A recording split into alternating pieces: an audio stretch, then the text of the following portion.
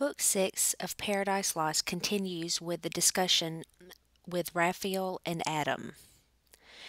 As Raphael continues his story, Adam eagerly listens and Eve is out working.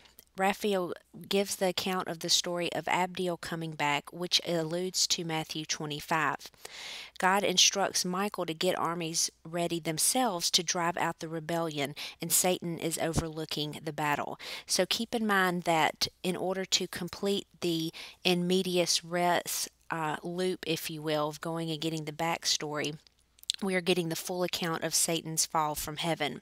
So as Satan overlooks the battle, it is a parody of the true God overlooking the battle.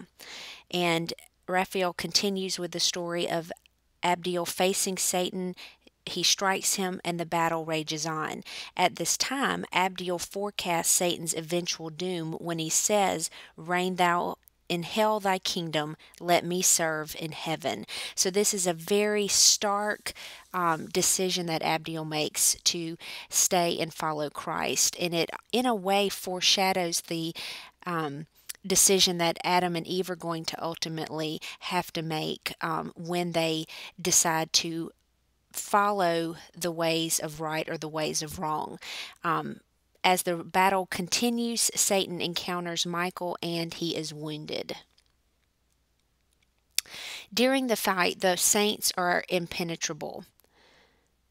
God overlooks the battle and sends the Son to intervene because the battle is getting absolutely out of control. Keep in mind, this is all in heaven, according to Milton. Both sides are technically created equal, therefore, it will continue until it is stopped by God because both sides are as strong as the other. So, in order to escape the Son's wrath, the rebellion throws themselves into the bottomless pit because there is no way for them to escape. Raphael ends the account by warning Adam that Satan is on the loose. So as all of this, as the end of Adam's or Raphael's story comes to be or comes to an end, this is ending the whole back saga.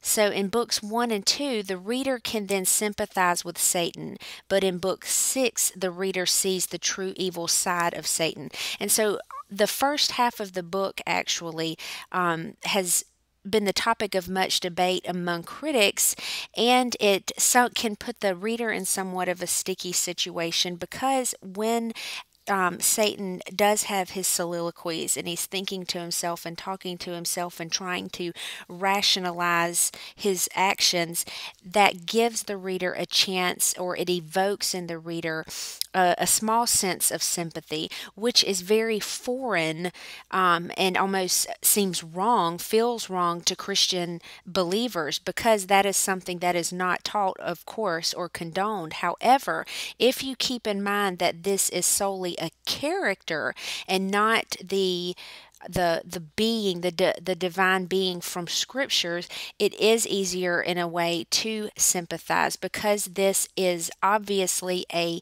character that is tormented between right and wrong. What should he do? And for a brief glimpse, there seems to be a little bit of hope that if indeed he would repent, things could be made right. However, by the end of book 6, we obviously see that is not the case. So, it is a generally accepted view that Milton's authority for the war in heaven is drawn from Revelation 12. So, I do encourage you to read that to really get a good comparison.